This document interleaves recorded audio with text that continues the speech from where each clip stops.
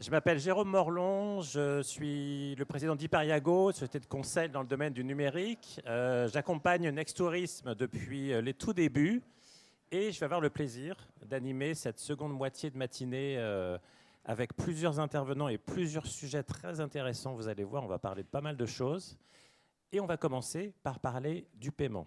Alors, à mes côtés, Olivier Binet, qui est CEO de Bridge. Alors, Bridge, vous allez nous en dire un petit peu plus évidemment, mais c'est une fintech spécialisée dans l'open banking, avec une activité B2B, et vous avez la particularité de proposer une solution de paiement par virement. Alors, on va en apprendre un peu plus là-dessus. Euh, Ma première question quand même, Olivier, on est dans une intervention qui s'intitule « Repousser les limites du e-commerce dans le travel ». Justement, le virement, pour moi, c'est un peu une limite. On est habitué à payer par carte bleue, c'est facile, ça marche normalement. A priori, les virements, c'est plus compliqué, non?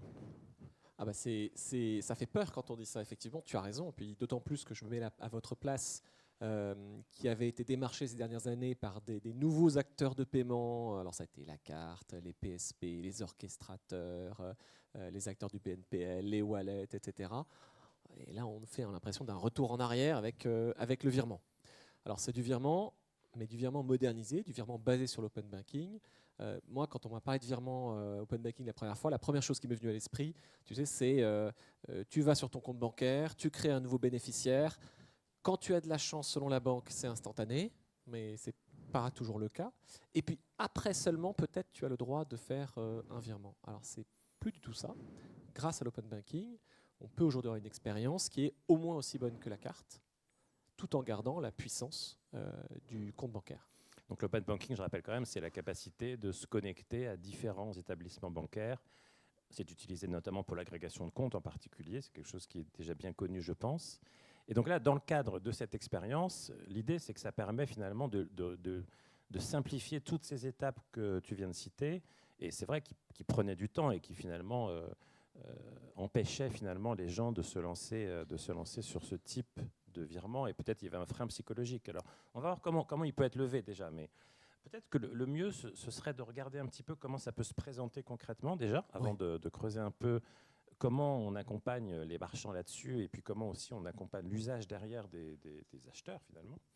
Donc on va diffuser une petite vidéo que je te laisserai commenter Alors bien là, sûr. on a pris l'exemple de Waller. C'est un cuisiniste qui a un panier moyen autour de 4 000 euros. Donc forcément, c'est compliqué avec la carte. Leur promesse, c'est vous achetez en 5 minutes, vous êtes livré en 5 jours, c'est installé en 5 heures. Pour livrer très rapidement, il faut que le paiement soit fait rapidement. Quand c'est des paniers à 4 000 euros, c'est compliqué. Donc là, la personne a mis sa cuisine dans son panier, elle valide, elle choisit son créneau de livraison, 9 février, parfait. Facturation, c'est bon, c'est tout bon, ma commande est bien. Et maintenant, je vais choisir de payer par virement immédiat via Bridge. Et là, qu'est-ce qui va se passer? Hop. Le client est renvoyé sur une page où il choisit sa banque. Donc il y a une banque de plein de pays, vous l'avez vu. Ça, c'est entièrement paramétrable. Et vous arrivez, je suis chez BNP Paribas, je choisis BNP Paribas. Hop, tac. Je peux aller sur mobile si j'ai envie. Sinon, je continue comme ça. Je clique. Et là, j'arrive là-dessus. Je me connecte à ma banque. Je choisis le compte si j'en ai plusieurs. Authentification de facteurs. Je reparlerai de la version mobile qui est beaucoup plus simple. C'est la version la plus complexe, celle-ci. C'est terminé. Voilà. Vous avez remarqué qu'il n'y a pas eu de création de bénéficiaire. Je n'ai pas eu à rentrer, à créer Wallers en l'occurrence comme bénéficiaire. Et je n'ai eu à saisir ni le montant, ni la référence du paiement. Pourquoi c'est important? Parce que ceux d'entre vous qui ont essayé de prendre du virement, asynchrone en général, se retrouvent avec la problématique, ou même quand vous faites payer des factures B2B, les problématiques des factures qui arrivent sans libellé ou avec le mauvais libellé, le rapprochement, c'est un enfer pour vos équipes. Et puis quand vous en avez beaucoup de volume, ça coûte très cher. Les virements qui ne matchent pas exactement, c'est un enfer. Pour déclencher, le client ne va pas comprendre que son service n'arrive pas. Vous n'avez jamais réconcilié les paiements. Donc ça élimine les problématiques de réconciliation de paiement. Je fais juste une parenthèse encore pour éliminer la partie expérience. Vous avez vu un QR code. Ça, c'est une expérience sur un terminal fixe, enfin un laptop. On met toujours un QR code pour envoyer les gens sur le mobile s'ils le souhaitent. Mais sur le mobile, c'est beaucoup plus simple. Parce qu'au lieu de vous router vers le site de la banque du consommateur, ça va ouvrir directement son application. Et donc vous le savez, lorsque vous ouvrez votre application, en général, ça utilise le Face ID si vous êtes sur votre Apple, votre iPhone, et directement, vous validez la transaction et c'est terminé. Ça se fait vraiment en 2 clics, c'est extrêmement rapide. Effectivement, du point de vue de l'acheteur, on conçoit que l'expérience elle est finalement très similaire à ce qu'on peut avoir avec un 3D Secure sur carte bleue en termes de nombre d'étapes, etc. Là, on a vu un exemple qui n'est pas dans le tourisme, mais qui a quand même un point commun avec le tourisme, c'est que le panier d'achat est assez élevé. Et je pense que c'est aussi un avantage du virement que finalement d'abolir les plafonds éventuels de carte bleue aussi pour l'acheteur. Ça peut être un avantage aussi. Il y a 2 choses qui sont très proches. Un, les paniers. Donc là, les paniers, on a mis Wallers, mais là, on a un client avec des paniers moyens à 18 000 €. Et le plus gros panier, la semaine dernière, c'était 134 000 €. Donc ça permet des choses, d'industrialiser des paiements qui sont difficilement industrialisables autre part. Ça, c'est une première chose. Mais ce n'est pas la seule chose.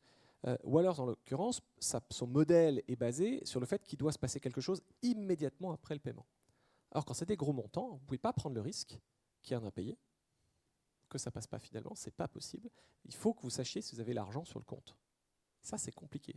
Ça, c'est très compliqué aujourd'hui à faire. Et alors, sur des gros paniers, je pense que dans le tourisme, vous le savez, c'est très compliqué. Pour le client, il faut que quelque chose se déclenche tout de suite. Là, c'est le cas aussi chez Wallers. Tout à fait. Qu'est-ce qui se passe avec un virement? Vous le savez ou pas, le virement n'est pas répudiable. Il n'y a pas de chargeback sur le virement. À partir du moment où l'argent est sur votre compte, il y reste. Donc ça, c'est pas mal. Ça aussi, c'est un gros avantage pour qu'il se passe quelque chose immédiatement. Alors, quand c'est vraiment critique, ce que font certains de nos clients, c'est que derrière, ils intègrent les solutions d'agrégation bancaire, ce que tu mentionnais, qui est utilisé en général par les logiciels de gestion, de comptabilité. Qu'est-ce que ça fait? Ça connecte votre logiciel de gestion à votre compte bancaire. Donc vous avez une vision en temps réel de ce qui se passe dans votre compte bancaire sans aller rentrer dans le compte bancaire.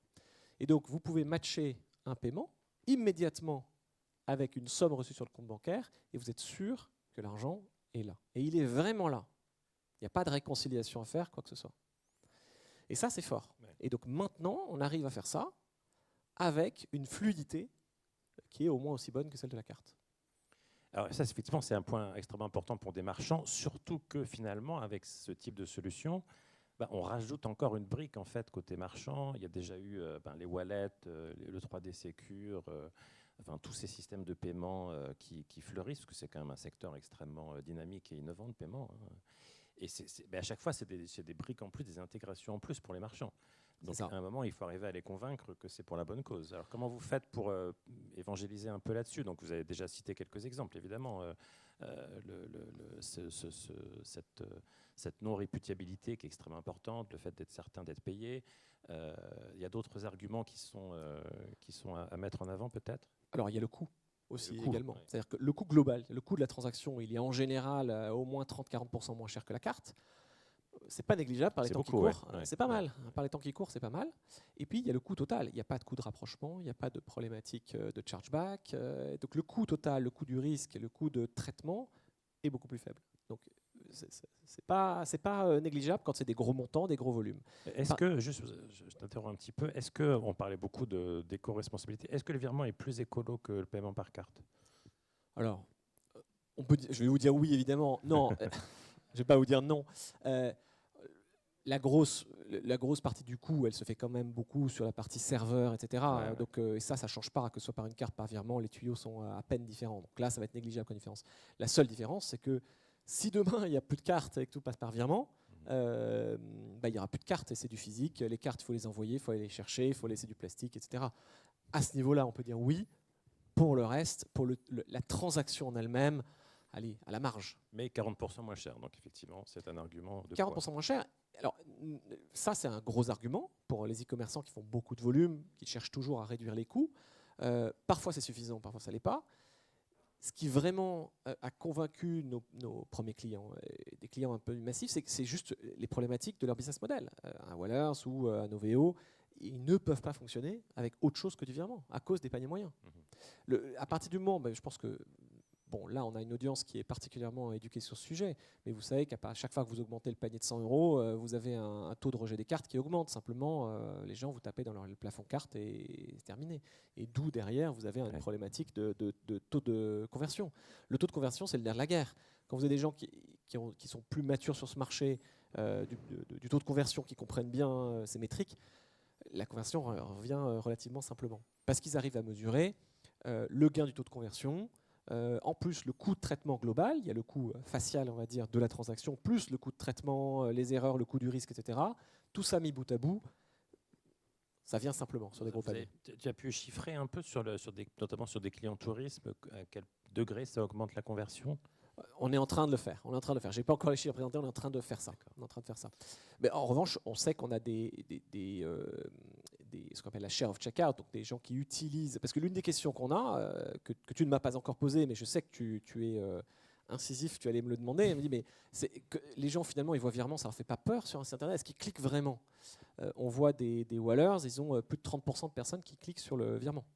Ce qui est énorme hein, quand vous comparez aujourd'hui, pour ceux qui maîtrisent les différentes parts de marché des moyens de paiement hors carte sur leur site, c'est très significatif. En plus, un petit acteur. Parce qu'effectivement, il faut savoir presque à l'avance que quand on va choisir un virement, ça va être aussi simple que carte bleue. Alors justement, il y a quelque chose dans la vidéo qu'on a vue qui était donc où on s'authentifie évidemment auprès de sa banque.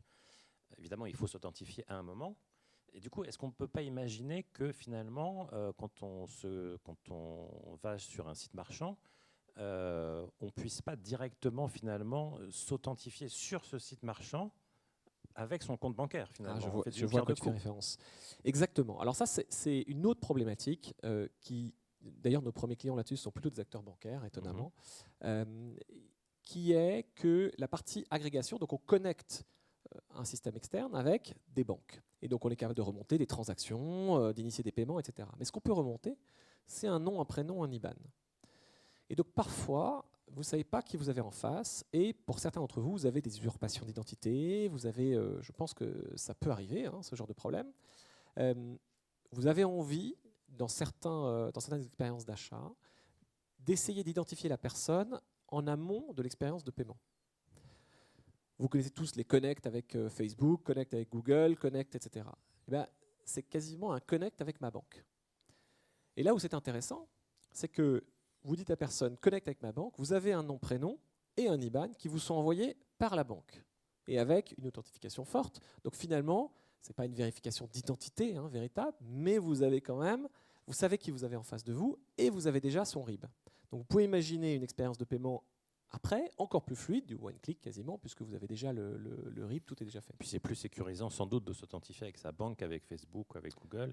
Par exemple. Avec Facebook, vous ne savez pas qui c'est. Et ça peut être un moyen aussi de véhiculer l'idée que quand on va choisir le virement, finalement, on n'aura pas plus de difficultés qu'avec la carte bleue. C'est un peu ça l'idée. C'est un peu ça. Là, ce sont pour des parcours de plus en plus sécurisés. Puis, bon, c'est peut-être pas encore l'idée dans l'industrie du travel, mais la réglementation va de plus en plus vers une obligation pour les marchands de faire des vraies vérifications et d'être en moyen de prouver qu'ils ont fait des vérifications quand ça leur est demandé.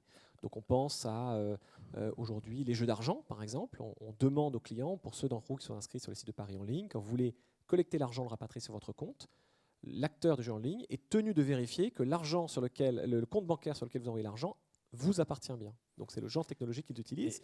Mais vous avez également des sites pour prouver que la personne a plus de 18 ans, par exemple, pour acheter du vin, dans certains pays acheter des armes en ligne, oui, des pays dans lesquels ça se fait, ou accéder à du contenu pour adultes. Tous ces fournisseurs de services et d'achats vont devoir démontrer qu'ils ont effectivement vérifié qui était au bout du fil. Et au-delà de ça, même peut-être plus prosaïquement, le fait de connaître l'identité de l'acheteur finalement de manière certaine et sûre, ça peut autoriser, là je pense au travel, puisqu'on est quand même dans une conférence sur le travel, je pense à l'idée que dans le travel, on va peut-être souvent redemander finalement des informations à la personne, parce que les parcours clients sont assez longs. Et donc, donc déjà, je pense que ça peut permettre, mais tu vas me dire, de simplifier aussi ces démarches-là. Et puis on peut imaginer aussi que ça aide beaucoup pour de la fidélisation, qui est aussi très importante dans ce secteur. Alors on travaille avec des programmes de cashback, évidemment, et de fidélisation. Là, si dans vos parcours de fidélisation, vous voulez savoir dans quelle transaction, dans quel type de transaction s'inscrit la vôtre et les achats chez vous, des achats récurrents, vous pouvez le faire parce que nous, on est capable de vous remonter toutes les transactions de l'utilisateur. Alors, il faut l'utilisateur doit donner son assentiment, évidemment, hein, mais vous imaginez bien la puissance de ces outils. C'est ce qu'utilise d'ailleurs Bankin, hein, qui est aujourd'hui client, mais qui est à l'origine de Bridge, les solutions qui permettent aux consommateurs d'analyser leurs dépenses, finalement. Et donc, on peut mettre ces outils-là à la disposition des marchands. Donc, on peut aller très, très loin dans comment on aide les programmes de fidélisation. Donc là, on travaille avec des entreprises qui vendent à la grande distribution, qui n'ont pas de lien direct avec leurs clients, etc. Donc oui, on peut imaginer d'aller très loin, mais sans aller aussi loin, on peut aller juste de l'identification et on peut aller très très loin jusqu'à toutes les transactions du client. D'accord. Alors peut-être pour terminer, tu disais tout à l'heure avec les employeurs que c'était 30% qui passaient par le virement, ce qui me paraît énorme. C'est énorme. Hein. Comment tu vois finalement l'avenir? Est-ce que le virement va grignoter de plus en plus sur la carte bleue? Tout à l'heure, j'entendais pendant la table ronde précédente Charlotte Dominique de Vueling qui parlait de paiement par crypto-monnaie. Donc il y a encore des nouveaux moyens de paiement qui arrivent. Comment tu vois un peu l'évolution, l'équilibre de tous ces moyens avec les avantages technologiques aujourd'hui, ta solution, puis d'autres technologies d'open banking? Le paiement, c'est culturel. Vous le savez tous, le paiement, c'est culturel. La plupart d'entre vous vendez dans plusieurs pays et vous voyez les différences dans les pays. La France est un pays où on paye par carte. C'est là pour rester. Maintenant, le virement va prendre des parts significatives, petites sur certains cas, beaucoup plus importantes sur d'autres, parce qu'il apporte des vrais enjeux. Il y a quelque chose qui va se passer, qui va toucher tout le monde, qui est la facturation électronique, alors qui est décorrélé de ces sujets-là, hein, mais qui va beaucoup plus pousser le paiement par virement, et le paiement par virement au sens où on l'entend ici. Parce que c'est couplé à la facture, parce que c'est un peu un sujet barbant ici, mais vous allez devoir transférer vos factures à l'État avec le statut du paiement, donc les choses vont être couplées, et ça ne se fera pas par carte. Donc le paiement par virement va prendre une plus grosse part dans notre société. Et c'est une volonté, de toute façon, des pouvoirs publics, des institutions européennes, hein, c'est de pousser le paiement pour des questions stratégiques, d'émancipation des visas, des Mastercard, etc., notamment, et de coûts et de compétitivité. Donc oui, ça va augmenter. Ça ne va pas remplacer la carte, je ne pense pas. Mais ça va prendre des parts significatives, oui. Olivier Binet, merci. Merci Olivier, beaucoup. Merci encore. Merci encore.